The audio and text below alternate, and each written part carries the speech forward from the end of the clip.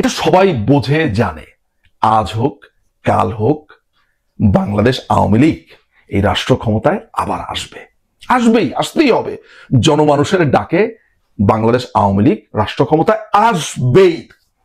কিন্তু যেই নজির আজকে আপনারা তৈরি করলেন, প্রধান বিচারপতি, সচিব, পুলিশের অফিসার, বিভিন্ন সরকারি কর্মকর্তাগণ, ভিসি, শিক্ষক, মানে সমাজের প্রত্যেকটা সেক্টরে যেই অরাজকতা করলেন, সংবিধানের তো কোনো বালাই নাই, যা মন চায় তা করলেন।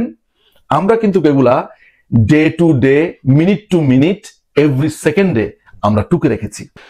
বাংলাদেশ সুপ্রিম কোর্টের হাইকোর্ট বিভাগের 12 জন বিচারপতির বিরুদ্ধে অভিযোগ তুলেছে তথাকথিত বৈষম্য বিরোধী ছাত্র জোট।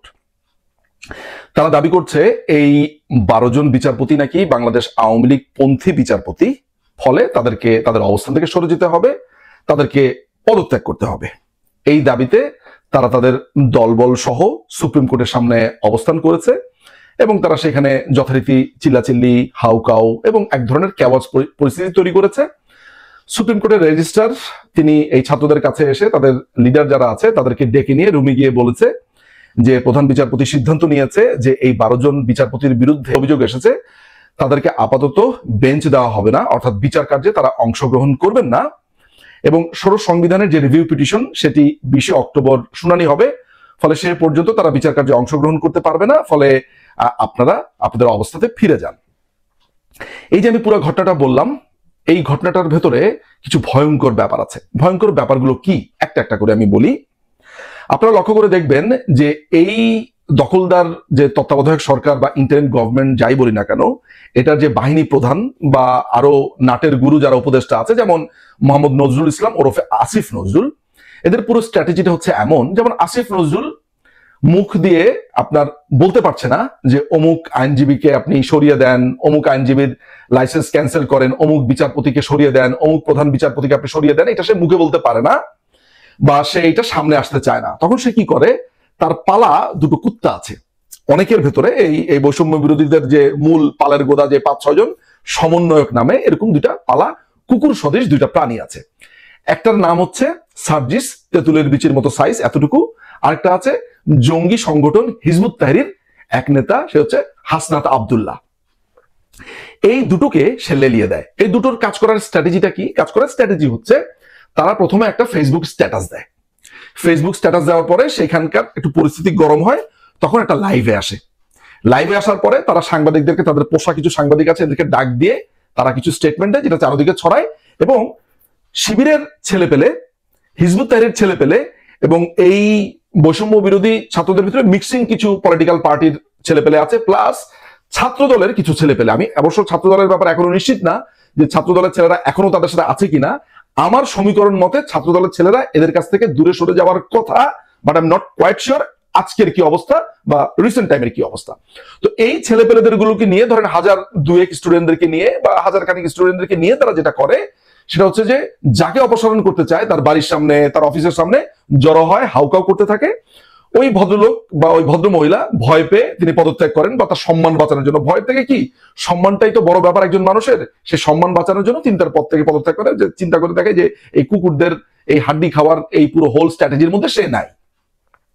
এই জিনিসটা কিন্তু এটা একবারে ছকবাদা নিয়ম। এর আগে দেখেছি যে প্রধান বিচারপতিকে দুপুর 2টার ভেতরে বা 1টার ভেতরে অপসারণের আলটিমেটাম দিয়েছে, হয়েছে, আবার নাম বলে দিয়েছে যে পরবর্তী প্রধান বিচারপতি কে হবে, এই রিফাত সাহেব যে পরবর্তী প্রধান বিচারপতি হবে তার নামও বলে দিয়েছে। যদিও প্রধান বিচারপতির কোনো লজ্জা শরম আল্লাহ 2 চোখে দেয় নাই। তার বাবা বাংলাদেশ একজন প্রথিত যশা আইনজীবী ছিলেন, সৈয়দ ইশতিয়াক আহমেদ। তার ছেলেটার আল্লাহ মনে হয় তার হায়া শরম কিচ্ছু দেয় নাই। যদি দিত তাহলে তিনি বলতেন যে কয়েকটা ছেলে পেলে এসে আমাকে প্রধান বিচারপতি করতে চাইছে আর তাদের কারণে আমি প্রধান বিচারপতি হব। আমি কি আসলেই প্রধান বিচারপতি হওয়ার জন্য যোগ্য? বা আমি যদি যোগ্য হই, আমি যদি বিদ্বানও হই, যোগ্য হই, এরা কে? এদের কথাতে আমাকে প্রধান বিচারপতি হইতে হবে কেন? মানে এই কথাটা থাকতে হলে এই মেরুদণ্ড থাকতে হবে, গার্ডস থাকতে হবে, যেটা এই প্রধান বিচারপতির নাই। ওইগুলা বাদ, ওগুলা নিয়ে আলোচনা করাটাই সময়ের অপচয়। কিন্তু কথা হচ্ছে যে আপনার কাছে মনে হয় না যে এটা একটা অসম্ভব রকমের অশনি সংকেত? মানে হলো যে আপনি 12 জন বিচারপতিকে বলছেন তারা বাংলাদেশ আওয়ামী লীগের পন্থী। প্রমাণ কি? প্রমাণ আপনার কোনো প্রমাণের দরকার নাই। ওরা যা বলবে এখন সেটাই প্রমাণ। আপনাকে একজন সচিবের কথা গিয়ে বলবে যে এই সচিব বাংলাদেশ আওয়ামী লীগের পন্থী, প্রমাণ কি? কোনো প্রমাণের দরকার নাই। তারা যেটা বলবে একই স্ট্র্যাটেজিতে তাদেরকে সেখান থেকে অপসারণ করা হবে, অপদস্থ করা হবে। আপনারা দেখেছেন যে গুড়া গুড়া বাচ্চারা আপনার বিভিন্ন স্কুলের আপনার যে প্রধান শিক্ষক, তাদের কোনো একটা শিক্ষককে যদি পছন্দ না হয়, সহকারী শিক্ষক যেই আছে না কেন, তাদের ইচ্ছা মতো একটা মগের মুল্লুকের মতো বাংলাদেশ চলছে। এখন কথা হচ্ছে এই যে নজিরগুলো স্থাপন করা হচ্ছে, অর্থাৎ বাংলাদেশ হাইকোর্টের একজন বিচারপতিকে অপসারণ করবার জন্য খোদ বাংলাদেশ আওয়ামী লীগ 16তম সংশোধনী করেছিল, সেইটা হাইকোর্ট বাদ দিয়ে দিয়েছে। আপনি বুঝতে পারছেন যে সেখানে কি ধরনের একটা ক্যাওয়াস তৈরি হয়েছে। অর্থাৎ বাংলাদেশের একজন বিচারপতিকে অপসারণ করার যে সিস্টেমটা, সেটা কিন্তু খুবই জটিল এবং দুরূহ। একজন বিচারপতি যিনি এই দেশের বিচার কার্য পরিচালনা করেন, বস্তির পোলা 2 টাকার এই সার্জিস হাসনাত, আপনার এই যে সার্জিস এতটুকু একটা সাইজ, তেঁতুলের বিচির একটা সাইজ, সে যখন ভাষণ টাষণ দেয় লক্ষ্য করে দেখবেন অনেক জোরে একটা জাম্প মারে, জাম্প মেরে সে কথাবার্তা বলে, মুখ দিয়ে থুতু ছোটে। হাসনাত আব্দুল্লাহ এটাকে দেখলে মনে হয় যে, আমাকে একজন একটু আগে ফোন করে বলছিল যে নিজুম ভাই, মানে ও আমাকে বর্ণনা দিল যদি কখনো সুযোগ পায় তাহলে সে হাসনাত আব্দুল্লাহকে আসলে কি করবে। আমি টেলিফোনের এই পার থেকে যা শুনেছি, কিছুই করার নাই, জাস্ট বলেছি ধৈর্য ধরেন, প্রতিশোধ পরায়ণতা আমরা সবাই পরিহার করব, আমরা ভবিষ্যতে এদের বিচার যাতে সুষ্ঠুভাবে হয় সেটার ব্যবস্থা আমরা করব। কিন্তু আপনি চিন্তা করে দেখেন, এরা যখন লাইভে আসে, এদের চেহারা যখন আপনি দেখবেন, আপনার শরীরে আগুন জ্বলতে থাকে না? শোনেন ভাই, একটা কথা আপনাদেরকে আজকে এই ভিডিওর মাধ্যমে বলি, এটা সবাই বোঝে জানে, আজ হোক কাল হোক বাংলাদেশ আওয়ামী লীগ এই রাষ্ট্র ক্ষমতায় আবার আসতেই হবে। জনমানুষের ডাকে বাংলাদেশ আওয়ামী লীগ রাষ্ট্র ক্ষমতায় আসবেই।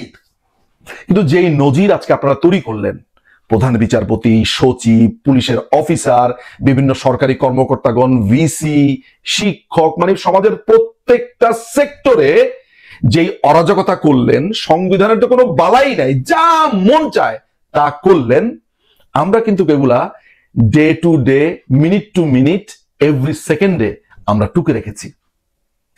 আল্লাহ যদি এদের হায়াত দারাজ করে, আল্লাহ যদি তাদেরকে বাঁচিয়ে রাখে, এদের মধ্যে কেউ যদি ন্যাচারালি মারা যায় বা না থাকে, সেটা তো গেলই। কিন্তু যারা বেঁচে থাকবে এবং যারা ভবিষ্যতে এই বাংলাদেশে আমরা রাষ্ট্র ক্ষমতায় আসার পরে যাদেরকে আমরা পাবো, আমরা বিচার করব। শুধু মৃত্যুদণ্ডই কি বিচার হবে সেদিন? না, বিচারের অনেক প্রক্রিয়া আছে, সেগুলো বলছি না। বিচারের দীর্ঘ প্রক্রিয়া আছে, সেই বিচার আমরা দেশের আইন মেনেই সেদিন করব। এবং আল্লাহ যদি সেই তৌফিক আমাকে অন্তত দান করে, সেই বিচার প্রক্রিয়ার মধ্যে ইনশাল্লাহ থাকবো।